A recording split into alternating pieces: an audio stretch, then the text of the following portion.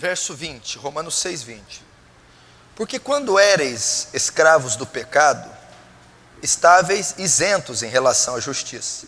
Naquele tempo, que resultado colheste? Somente as coisas de que agora vos envergonhais, porque o fim delas é morte.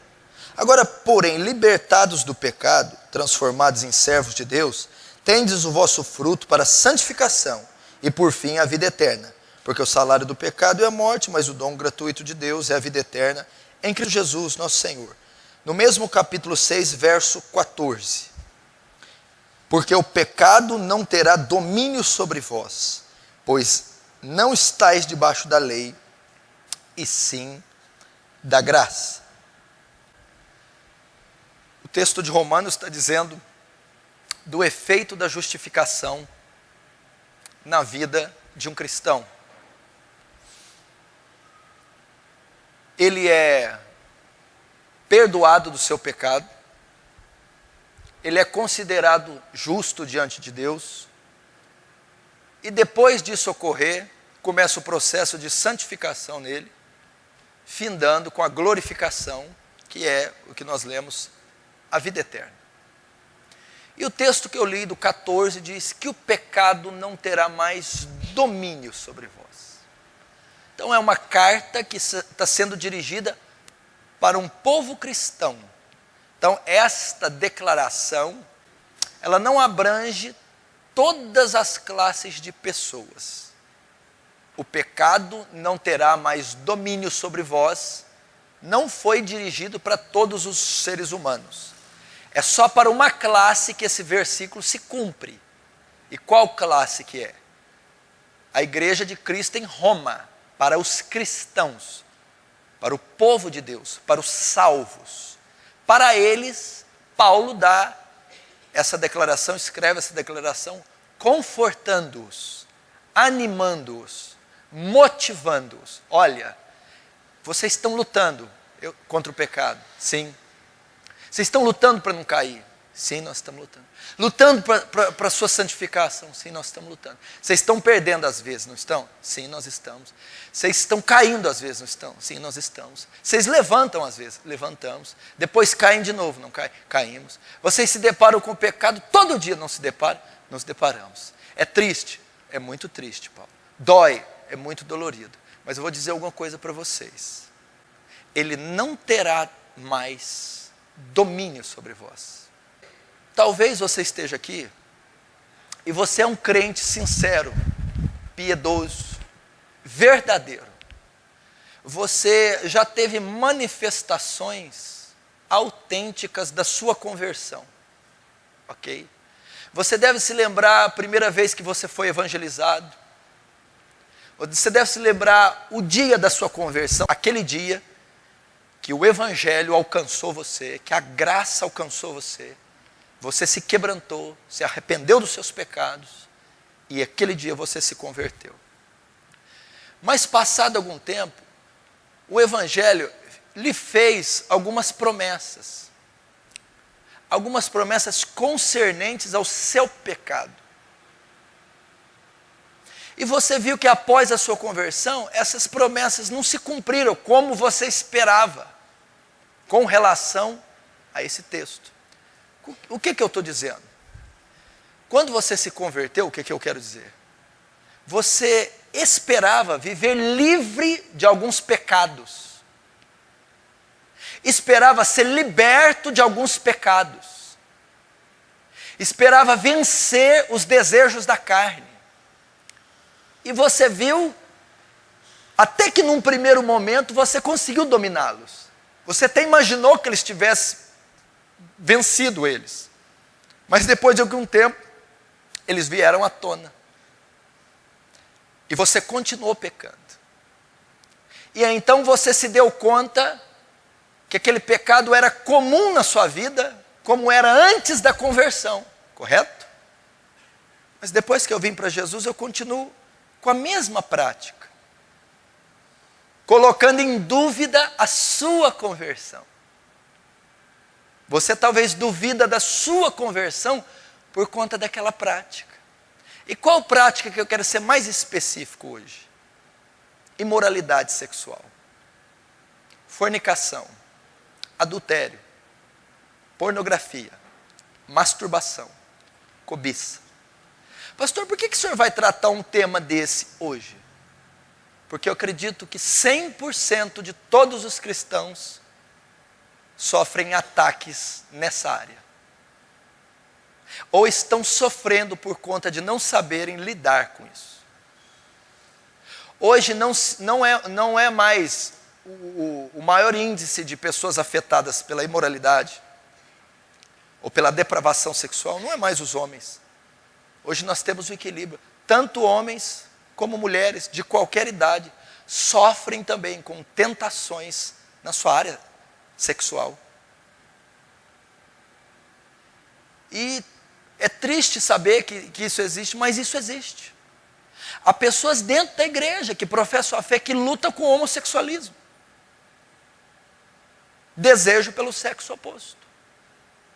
Elas se batizaram, elas creram, elas até ocuparam um cargo. E quando pregaram para elas, elas tinham o desejo homossexual. Talvez tinham a prática homossexual. E ensinaram para ela que após a conversão, o desejo homossexual é extinto no mesmo instante. Após a conversão, o desejo homossexual é destruído, extirpado, arrancado. E essa pessoa, depois que se converte, ela tem, talvez por causa de uma sugestão emocional, talvez por causa de um êxtase, de uma euforia por causa do batismo, da conversão, da mesa, da santa ceia, da comunhão, ela até tem aquele desejo restringido do homossexualismo. Mas depois que passa um tempo de caminhada, ela talvez até se casa, ela talvez até tenha filhos, de repente o desejo nasce novamente. E ela começa a ser tentada dentro do casamento pelo sexo oposto. Começa a ter atração por homem, ou por outras mulheres, se ela for mulher. E apesar de ser um homem ou mulher honestos, fiéis aos seus cônjuges, à sua fé, se for solteiro, a pessoa que quer se preservar pura, quando ela se dá conta que o desejo ainda está nela, eu não me converti, eu não devo ter sido salvo de fato, porque me prometeram que na conversão esse desejo seria extinto. Outros lutam com a pornografia,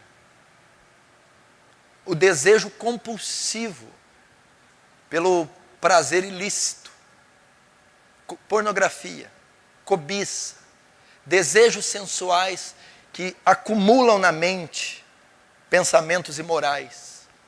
Pessoas que são atacadas, bombardeadas de dia e noite por esses pensamentos. Seu cérebro é uma montanha de luxúria, de sujeira. E eles estão dentro da igreja e sofrem esses ataques, pensamentos, desejos, cenas, fantasias, das mais absurdas e até bizarras, sofrem. Pessoas que sofrem com o vício da masturbação, solteiros, que para aliviar a tensão sexual que chega a dar estresse, insônia, ansiedade, ira, precisam se masturbar para aliviar a carga emocional, a tensão sexual, cometendo pecado. Estão há anos, dias, meses, brigando, lutando com essas práticas, com esses desejos que começam na mente. Começam pela cobiça, o desejo que vem dos olhos, que vem dos vídeos, que vem das mulheres, que vem dos homens. E essa cobiça, esse desejo desenfreado para olhar o proibido, acumula imagens. E essas imagens vão formar pensamentos. Esses pensamentos vão construir histórias. E essas histórias serão pecaminosas, sujas, imorais. Casados que sofrem com isso.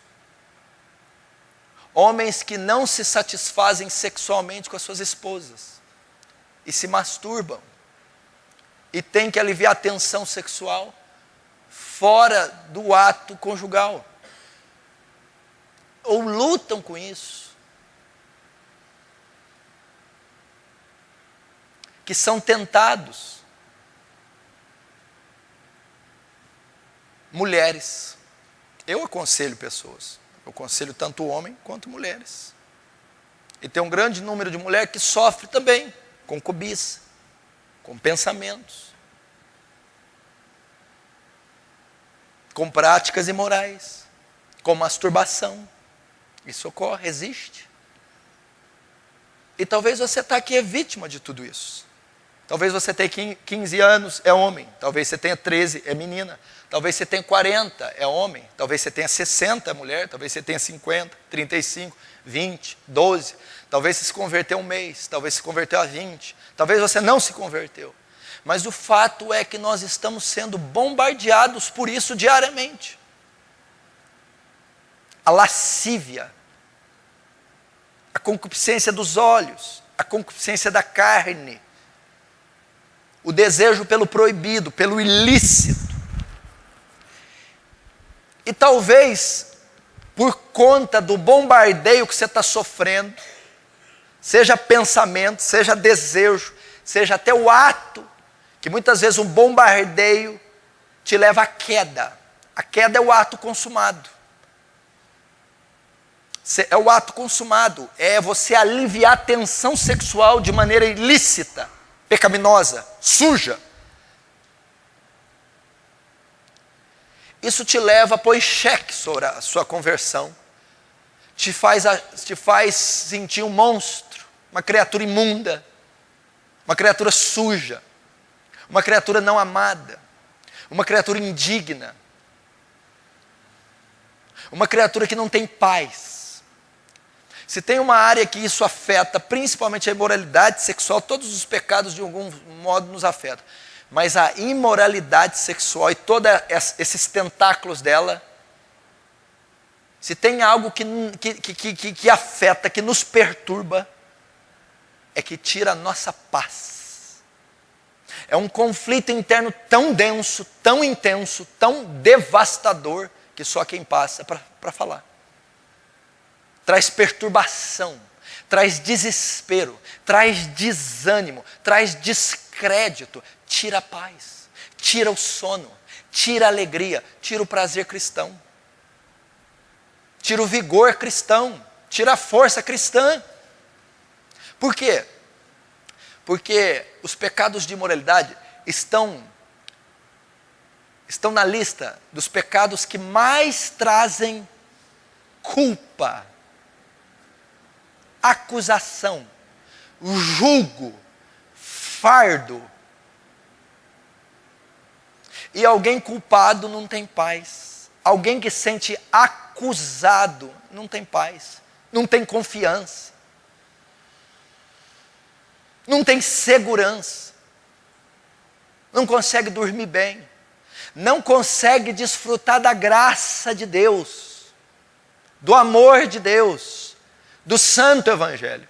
Talvez você entrou que você é esse imoral, esse cobiçoso, esse pornógrafo, esse ser que é tentado dia e noite. Teve um jovem que eu fui aconselhar e disse assim para mim, ele tem problema nessa área, mas muito problema. Fez assim com a mão, eu queria ter uma semana de paz, só uma, eu queria uma semana. Pelo amor de Deus, me conceda uma semana de trégua, porque eu não aguento mais. O que ele está querendo dizer? Da hora que acorda, da hora que dorme. Parece que setas, dardos e torpedos de Satanás vêm na mente, no coração, infeccionando, infectando, inflamando desses pensamentos, desejos, sonhos. E eu estou dizendo para homem e para mulher, porque vem. Então você passa a duvidar da sua salvação, você passa a duvidar da sua conversão, você passa a desacreditar dela, você passa a desqualificá-la, você passa a se julgar um bode, um joio, um ímpio, ou sei lá o que for. E isso está acabando com a tua raça. Eu acredito que se você entrou aqui e tem problema com isso, só tem uma coisa que vai te dar paz. ser extinto da sua vida esses desejos. Ser eliminado, aniquilado, fulminado, extirpado. O seu desejo seguramente, eu não quero sentir mais esse desejo. É só isso que eu peço para Deus. É só apenas isso, eu não quero. Eu quero ter uma mente santa, pura. Eu quero ter olhos puros. Eu quero orar pelos meus dedos e não pensar que está descrito em Isaías 59. Seus dedos estão sujos de sangue. Pecado. Aí isso não acontece, você fica esse cristão. Você usou aquele termo, né? Advogadinho. Cristãozinho. Cristãozinho. O cristão sem esperança. O cristão sem meta. O cristão sem alvo. O cristão sem vigor, sem vício. O cristão sem disposição. Afinal de contas, como é que um imoral tem disposição para alguma coisa? Como é que um imoral impõe as mãos no enfermo? Como é que um imoral sobe no púlpito e pega no microfone? Como é que um imoral anda em terreno sagrado? Como é que um imoral faz orações e vai imaginar que elas estão subindo como incenso suave para Deus? Então o imoral, a pessoa que vive esse embate, ela ora com um sentimento tão desprezível próprio, que a hora que ela termina a oração, ela fala, eu duvido que o Senhor ouviu um porco como eu, um monstro. Ela vai evangelizar, como eu posso ganhar essa pessoa, se nem eu sou ganho? Ela vai jejuar e abominação é para o Senhor o sacrifício do ímpio. Então tudo isso afeta de tal maneira, eu estou dizendo da imoralidade, eu estou dizendo de um pecado só. Olha a força que tem as pessoas que sofrem isso. Estou dizendo de pessoas que têm pesadelo, que se debatem na cama, que têm insônia. Estou dizendo de pessoas que chegam a chorar, derramar lágrima por conta disso. Estou dizendo de pessoas que chegam a ficar depressivas por conta da regularidade com que praticam tais coisas. Estou dizendo de pessoas que se julgam casos perdidos. Estou dizendo de pessoas que chegam de Deus, o Senhor não pode amar um ser asqueroso como eu. O Senhor não pode amar. O Senhor não pode amar um ser como eu. E qualquer efeito negativo que tem na vida delas, por exemplo, furou um pneu de carro. É aquilo lá. É aquilo lá, é pecado, tem que furar mesmo. É lá. Foi despedida. Claro que eu fui despedido do emprego. Sou imoral. Sou adúltero. Se tem um fracasso ministerial, mas é lógico que eu tenho. Como que eu como que eu vou ser bem sucedido no ministério? Eu não posso. Elas vão atribuir tudo ao pecado de moralidade, ao desejo de moralidade. Então você viu que inferno que é? Que cativeiro que essa pessoa vive? Que pressão que não está sobre essa pessoa? Agora, quantos aqui será que estão sentados, poderiam levantar as mãos e dizer, essa pregação não serve para mim, eu não tenho esse tipo de problema? Quantas será? Eu acredito que 100, 99, para não dizer 100% aqui, tem uma espécie de problema nessa área. E se 100 ou 99 tem uma espécie de problema parecido nesta área, também tem uma espécie de consequência, efeitos, os quais eu estou dizendo nessa área. Então também sofre.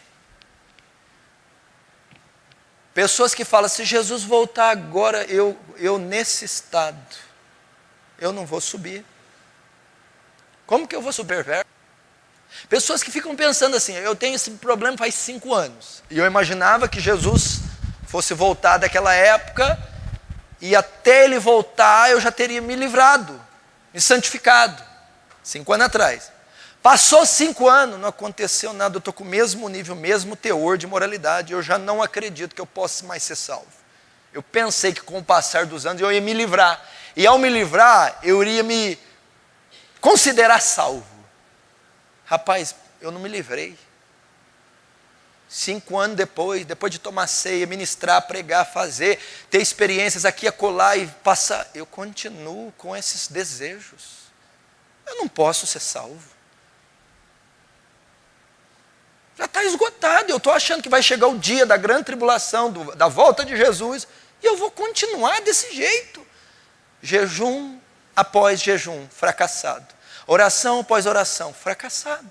Tentativa após tentativa, fracassado. Luta, sobe parede, arranca cabelos da cabeça, esmurra, se flagela, desliga aparelho, queima a televisão, faz de tudo.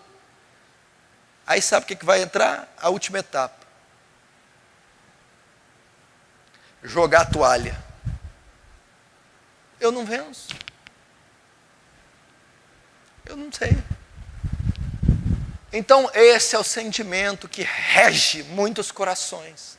E talvez essa história da sua vida, quer homem, mulher, jovem ou velho, você sofre esse tipo de ataque, tentação, desejo, impureza, queda, e é uma bateria, um flagelo. Eu não estou falando de um negócio aqui ou aqui acolá, não. Estou dizendo uma história de vida, um estilo de vida. Estou falando que eu estou falando não é brinquedo, não. Estou falando que é o todo o tempo, é o outdoor, cartaz, internet, mulher, pessoa, parente, todos os lados, o pecado, a cobiça e a lascívia, tentando. Depois, pensamento, sentimento, cenas, visão, imagem, todo o tempo, é um bombardeio do inferno. E como sofre a pessoa que luta ou lida com isso? Como sofre? Eu estou falando de cativeiro. Sabe o que é cativeiro? Prisão, masmorra, cadeia, correntes e bolas de aço nos pés, escravidão. Talvez você fale, pastor, é uma escravidão. Como é que tem pessoas que eu acho que se me procurar, só pastor, eu não sou feliz só por causa da área que o senhor pregou. Eu não posso ser um homem, eu não tenho condição de ser feliz. Por conta desse sentimento, Não é verdade? Você pode ver essa pessoa, ela tem um viés depressivo. Ela tem um perfil, ela tem uma tendência depressiva. É um sorrisinho de lado. Aquele esforço para ficar bem. Por quê? Porque esse tipo de desejo, de situação, não nos dá alegria.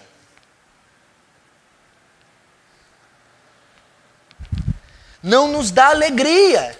E alguns consideram esse o maior pecado de todos. Porque é um pecado que deixa marcas no corpo. Que deixa manchas, cenas, resíduos. Que lateja. Então é um pecado que... Quem peca contra o corpo se prostitui. Deus destruirá aquele que destruiu o templo do Espírito Santo. Tem gente que acha que destrói o templo do Espírito Santo bebendo, fumando. Não. É a prostituição, é atender o desejo sexual ilícito, que é a forma de destruir o templo do Espírito Santo. E o que acontece? Vamos aprender aqui. Você precisa aprender 3 ações de Deus, 3 processos para Deus libertar pessoas do pecado. Primeiro, Deus liberta a pessoa da culpa do pecado. Segundo, Deus liberta a pessoa do poder do pecado. Depois, por último, Deus liberta a pessoa da presença do pecado. Primeiro, Deus liberta da culpa do pecado. Segundo, Deus liberta do poder do pecado. Terceiro, Deus liberta da presença do pecado. Se você aprender essas 3 coisas, você nunca mais verá o seu problema como antes. E se eu tiver graça de ensinar, né? Você nunca mais lutará, lidará ou verá o teu problema da imoralidade da mesma maneira.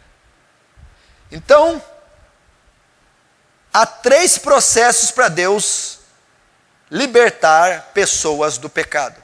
Primeiro, Deus liberta da culpa do pecado.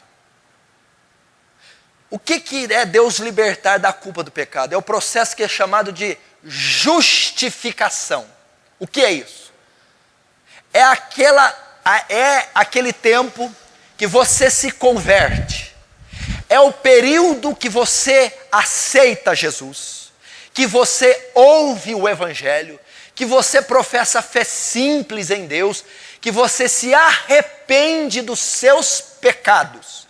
Nesse momento, quando você ouve o Evangelho, quando você ouve a palavra, quando você crê em Jesus e se arrepende, nesse momento ocorre a obra de conversão.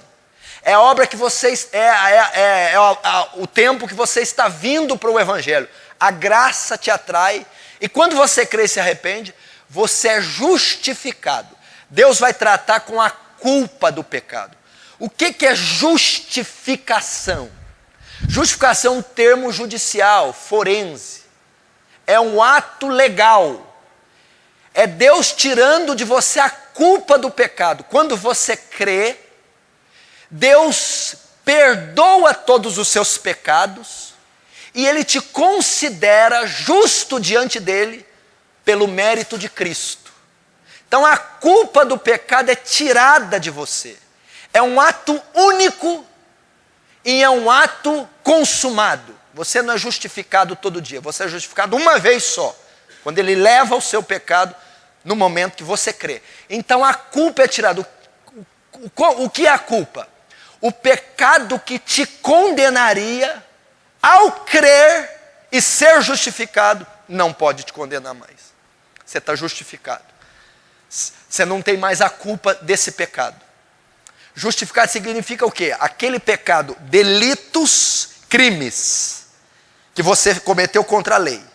Aqueles delitos e crimes te condenam ao inferno. Quando você crê, Deus pega aquela lista de delitos e crimes, Cristo pega e toma para Ele, paga por aqueles crimes. Então a culpa daqueles crimes não está mais sobre você. Cristo assumiu aquela culpa. Você foi justificado e Deus libertou você da culpa do pecado. Você não pode mais ser condenado. Deus não pode mais atribuir você os pecados que Cristo levou. Satanás não pode mais te acusar nem te culpar desses pecados, porque eles já foram pagos, perdoados. Justificação é o ato da salvação quando você crê. Então você creu, estando em pecado. Aqueles pecados estavam sobre você e a culpa deles estava sobre você, ok? Diante do tribunal, o juiz ia dizer, culpado, sentença, lago de fogo. Primeiro, então, Deus vai tratar dessa culpa. Como? Quando você crê, justificado, considerado justo diante de Deus, considerado sem pecado diante de Deus, considerado perdoado dos pecados diante de Deus, pelo mérito de Cristo, não pelo seu, pelo que Cristo fez. Então a culpa removida, a cédula de dívida que era contrária a nós, foi rasgada e cravada na cruz. Então não tem cédula. Quando chegarmos diante de Deus, não vamos ser condenados. Quem tentará acusação contra os escolhidos de Deus? É Deus quem os justifica. E quem os condenará? Foi Cristo quem morreu, ou antes ressuscitou, está sentado à direita de Deus Pai e intercede por nós. Então não pode mais haver culpa sobre os salvos.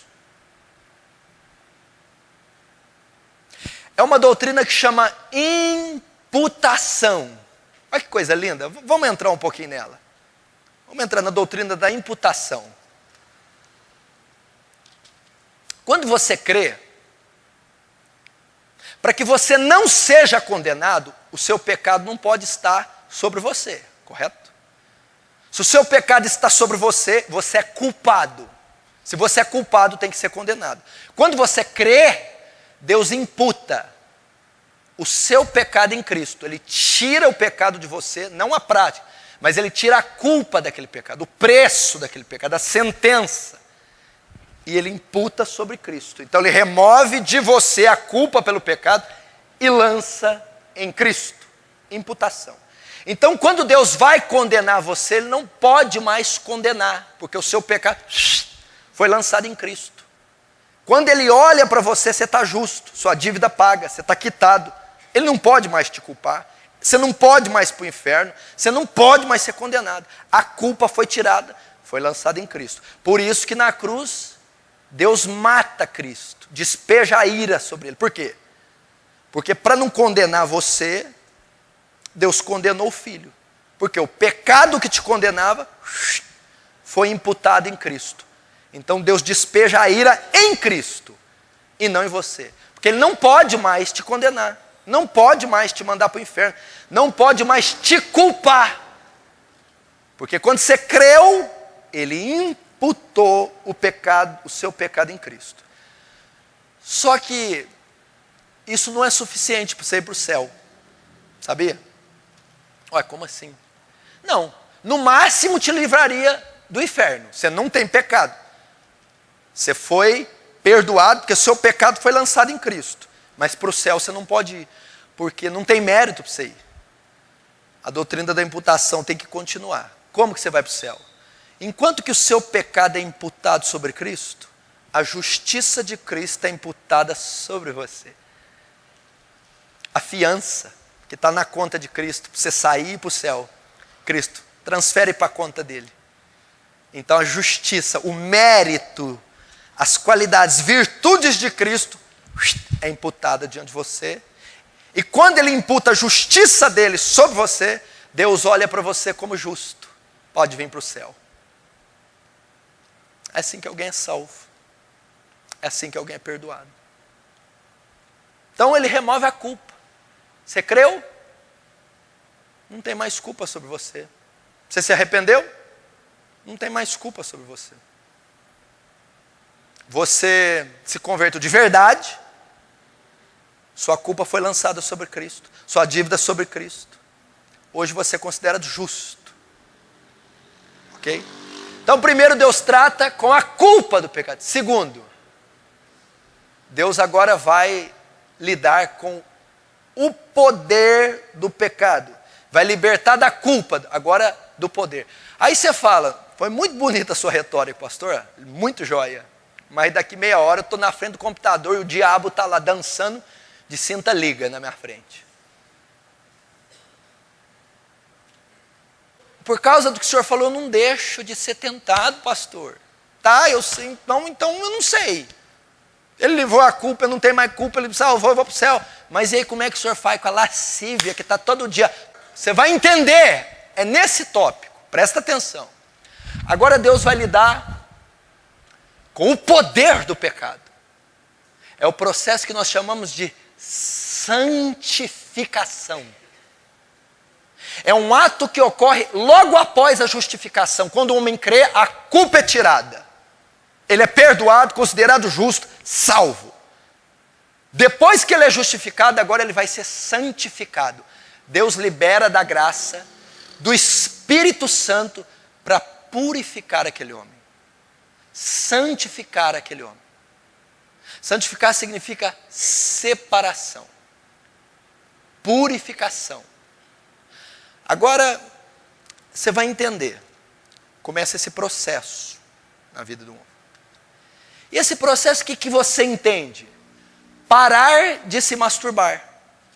Santificação. Parar de cobiçar. Santificação. Parar de pensar. Santificação. Parar de ter esses desejos, vou usar um termo que você deve estar com vontade de falar, desses desejos vagabundos. Hã? E quando você não está sendo santificado, você pensa, não fui justificado. Agora presta atenção, você está confundindo santificação com glorificação. Santificação não é a remoção do pecado na sua natureza. Santificação é o domínio, a mortificação da sua natureza. Santificação não é expurgação do pecado, não é ausência do pecado.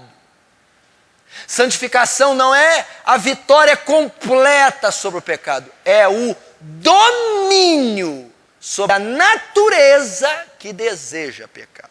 E nem sempre nós a dominamos, por isso continuamos a pecar. Santificação não significa impecabilidade.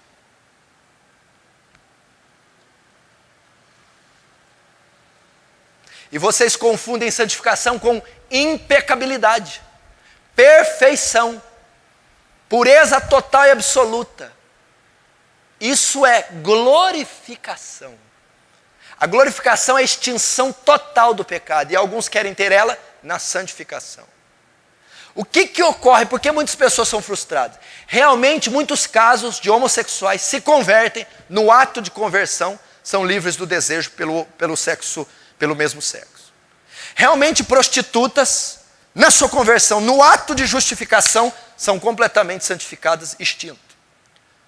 Outros imorais, fornicários, pornógrafos, etc., são feitos, mas a maioria dos casos não é feito. E a pessoa vai sofrer uma luta e uma tentação para o resto da vida. Isso não quer dizer que ela não foi salva, não quer dizer que ela não foi justificada. Há homens casados, pastores, que são tentados a olhar por outra mulher pela segunda vez.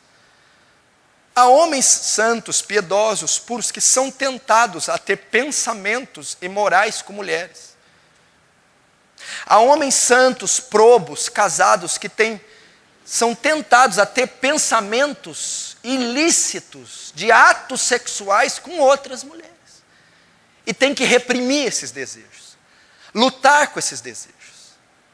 São tentados a olhar, são tentados a pensar, são tentados a fazer. Mas presta atenção, ser tentado é diferente da prática. Ninguém vai ser condenado por ser tentado. Você pode ser tentado 24 horas e outro irmão ser tentado 1 hora. Esse irmão que é tentado 1 hora só, não é mais santo que você. Você que se é bombardeado o dia inteirinho e o outro não é nem um dia, não quer dizer que ele é mais santo que você. Porque o que vai condenar é o atender o desejo, é a prática do pecado. Ter o pecado como estilo de vida, prática contínua, diária do desejo. Isso é pecado. Isso condena. Isso pode provar que você não é salvo. Agora, ser tentado diariamente não é pecado. É o processo de santificação, está dando aí. Ué, mas eu não estou entendendo onde que a santificação está entrando. É quando você se dispõe a lutar contra o desejo. Santificação. Porque antes da sua conversão, você não lutava contra o desejo. Essa é a maior evidência da sua salvação. Mas pastor, é 24 horas? Pois é. Santificação é o processo. Presta atenção, vamos avaliar. Santificação, qual é o agente que opera a santificação? Espírito Santo. Segura essa aí, isso aqui tem me ajudado. Você quer a receita do pastor? Porque eles devem achar que eu sou super-homem, né? Ei, a hora que os livros for abertos em urso. Eu quero a hora que for abrir o seu. Eu, o Ravenhill, vai estar lá.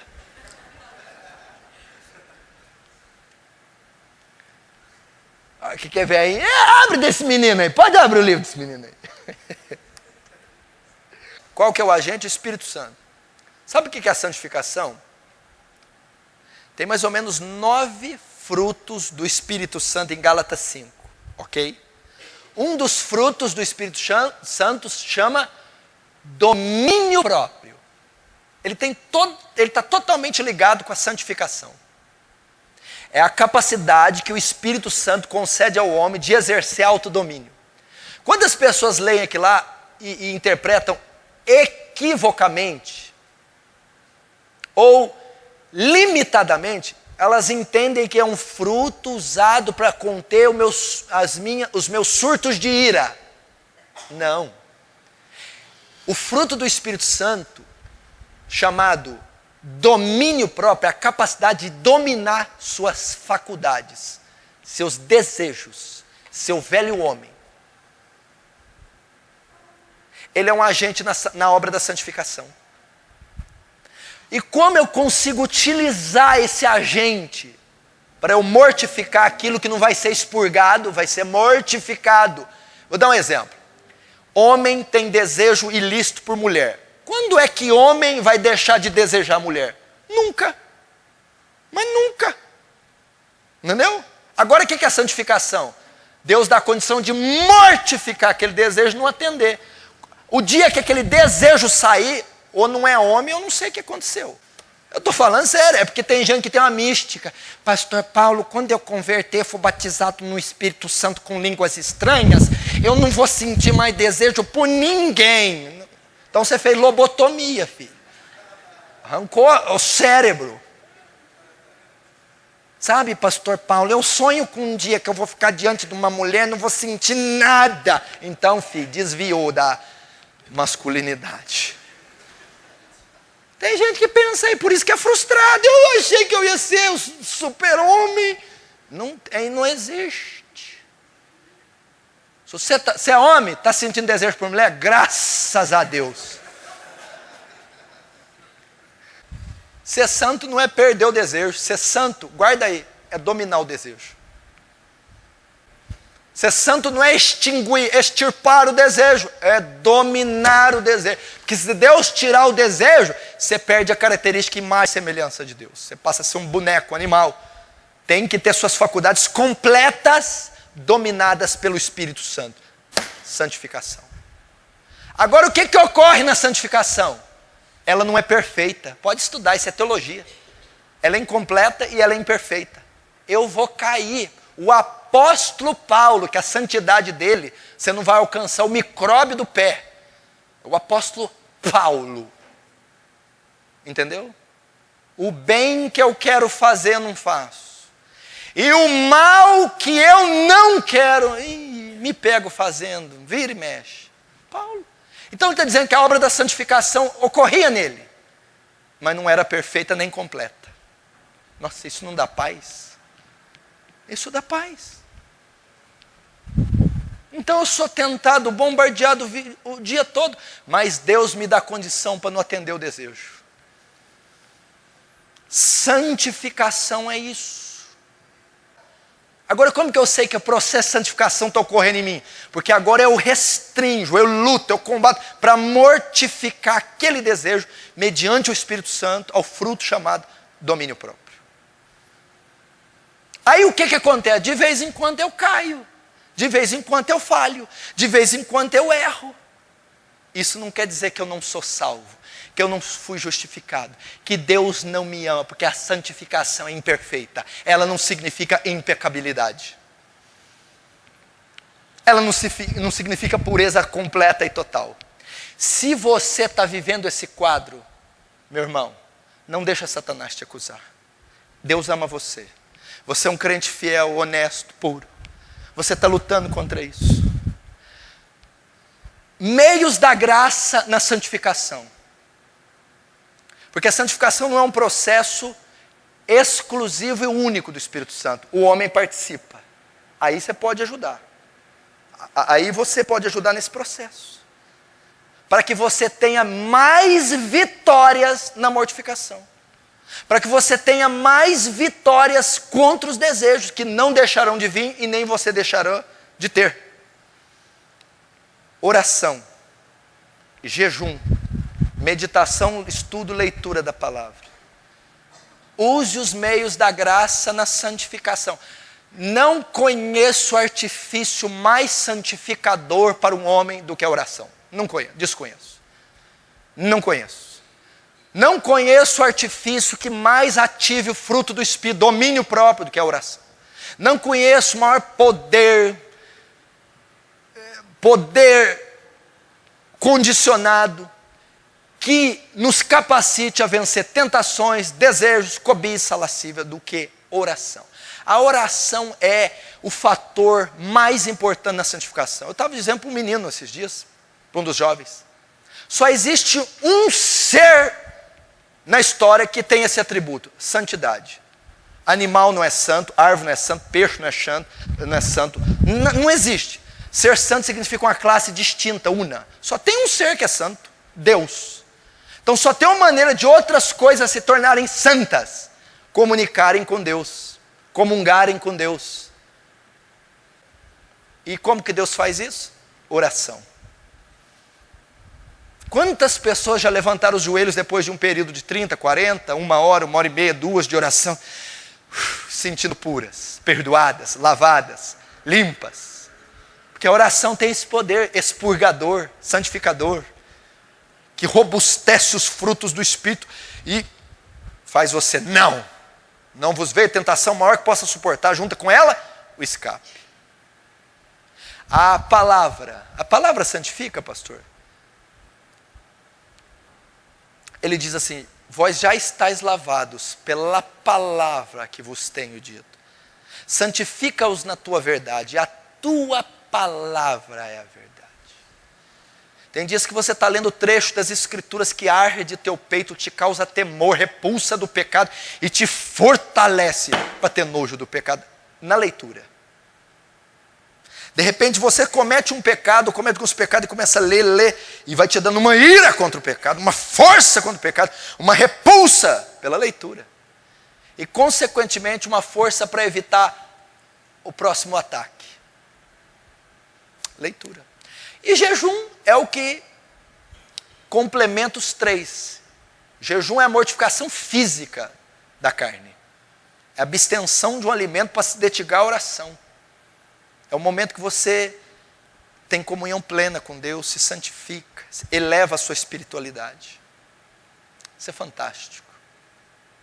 Nesse interim, nesse processo, nesse miolo, nesse fritar de ovos, há quedas, há falhas, completamente. Perfeitamente. Vou te dizer algo que vai te ajudar mais ainda. Jesus passou pelo que você passou. Em tudo foi tentado. Imagina, anda a carne, a pedra virar pão aqui, mata a sua fome. Você acha que Jesus não balançou? Eu disse que ser tentado não é pecado. Jesus não cedeu, não pecou. Mas Jesus sofreu o desejo, mas resistiu. Olha os reinos agora, vem cá ver os reinos. Você é homem, você tem 30 anos, olha aqui o que eu posso te dar. Foi tentado na sua soberba. Pula daí e mostra quem você é. Você não é o filho de Deus? Mostra quem você é. Os nervos podiam estar estatalando. Então talvez os seus nervos estão estatalando, sua química está... Isso não quer dizer que você não é santo, que não é justificado, que você não é salvo. Absolutamente. Jejuns. Santificação. Terceiro. Como processo de Deus para libertar do pecado. Primeiro, ele liberta da culpa, depois do poder. Por isso que Paulo falou: o pecado não tem domínio sobre vós. Depois, ele livra da presença do pecado. Justificação, santificação. Agora, é o que você está pensando que vai ocorrer agora. Glorificação. O que é glorificação? É o processo que vai se dar só quando você morrer ou quando Jesus voltar. O seu corpo vai se imacular. Aquilo que é corruptível vai se revestir de incorruptibilidade. O que é incorruptibilidade? Impossível de ser corrompido.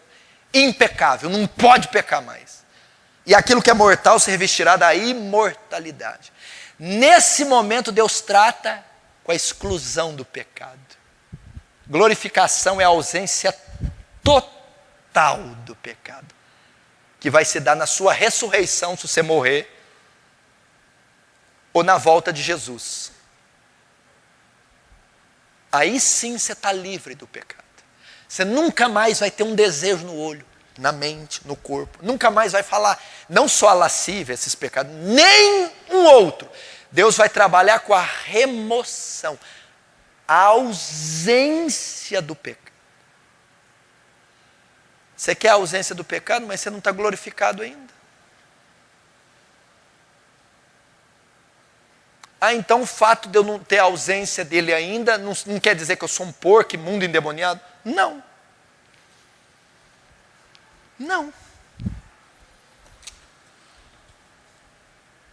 Não. Não queira, meu irmão, ser glorificado na época que você está sendo santificado. Vai haver lutas, amanhã cedinho você vai lutar. Amanhã cedinho vai passar na frente de uma loja, a TV, sensualidade vai te tentar. Amanhã na repartição sua vai passar uma moça com a roupa secretária funcionar, vai tentar, é uma guerra. Isso não vai terminar nunca. E o fato de você ter essa guerra dia e noite, noite e dia e noite, não quer dizer que você não é salvo, que não foi perdoado, que Deus não te ama. Não! É até a sua morte isso vai ocorrer. Agora, use os meios da graça, leia, jejue, ore, guarde os olhos, vigie, guarde a mente, fuja dessas repartições, saia da frente da TV, fuja do material, fuja das amizades, guarde mente, olhos, coração, guarde disso. Então você vai ter mais condição de ter uma vida em paz, uma vida sossegada, vai ter mais força e domínio contra esses desejos, e vai ter mais vitórias no confronto direto com eles. E quando você cair e falhar, você vai se lembrar que há perdão para você. Você vai lembrar que outros irmãos na fé também foram tentados, caíram, mas foram perdoados. Você vai lembrar que a santificação não é perfeição, não é impecabilidade. Você vai entender que a ausência do pecado, a remoção, só vai se dar no céu, na glorificação, na ressurreição, na volta de Jesus. Por isso não deixa o diabo te acusar. Não deixa o diabo dizer que você não presta, que você é sujo. Você pode até estar aqui e ter desejos homossexuais. Isso não quer dizer que Deus te ama menos, que você não será salvo. Apenas não atenda esses desejos. Apenas ore e busque força a Deus para não atendê-los. Você pode estar dizendo, mas eu sou casada, minha mulher até bonita, mas pastor, eu não sinto por ela. Não, meu irmão, não atenda os desejos. Isso ocorre, isso acontece. Busque a Deus graça para vencer, graça para lutar, graça para lidar. E lembre-se, para terminar, que é o para te dar força. Você converteu? Você creu? Você nasceu de novo? Você foi justificado? O pecado não terá mais domínio sobre vós. O pecado não pode mais dominar. O que significa? Você pode ter o desejo, você pode ter tentação, você pode até cair, mas o pecado não pode te tripudiar mais. Não pode ter domínio, não pode ditar as regras na sua vida, não pode ser mais forte do que a graça que é em você. E não é, e ele não tem. Porque essa culpa foi expiada na cruz e ele lhe deu graça para olhar para o pecado cara a cara, olhar nos olhos e dizer, o meu Salvador te venceu. Você foi vencido na cruz e eu tenho poder para te vencer. Então o pecado não terá domínio sobre vós. Você ainda peca? Peco. Ainda cai? Cai. Mas você não é mais escravo do pecado. Rogue a Deus as promessas. É uma promessa. O Senhor disse que o pecado não teria mais domínio sobre mim. Eu quero que esse versículo se cumpra. Não quero que desejos sejam mais atendidos. O Senhor disse que eu estou sem culpa, que ela foi levada e lançada na cruz. Remove a culpa que está em mim, o tormento. O Senhor prometeu. E o Senhor prometeu que enviaria um agente que queria me dar força para vencer os desejos. Queria me dar força para contê-los e mortificá-los. Então me os dê. Rogue pelas promessas.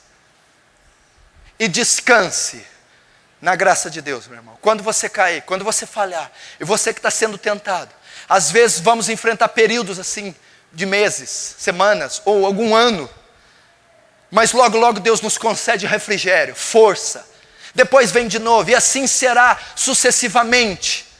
Mas vai chegar um dia que a trombeta vai soar, eu vou ouvir o meu nome e o seu. Um dia você vai morrer, os mortos ressuscitarão primeiro. E num abrir e fechar de olhos, isso que é corruptível se revestirá da incorruptibilidade. Isso que é mortal se revestirá da imortalidade. Quando isso que é corruptível se revestir da incorruptibilidade, isso que é mortal se revestir da imortalidade, cumprir-se-á a palavra que diz: tragada foi a morte na sua vitória.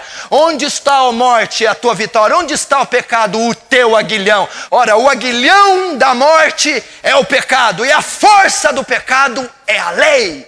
Mas graças a Deus que nos dá vitória por meio de Cristo Jesus. É Ele que nos dá a vitória, é Cristo Jesus. Firme-se em Cristo Jesus. Olhe para Ele. Você está fraco, cambaleando. Olharam para Ele e foram iluminados. Os seus rostos não serão confundidos. Confie em Cristo, meu irmão. Porque nós não temos um sumo sacerdote que não possa se compadecer de nossas debilidades, mas um que em tudo foi tentado, mas sem pecado. Chegamos confiadamente ao trono da graça para alcançar misericórdia e achar graça. Amém? Feche os seus olhos e peça a graça de Deus agora.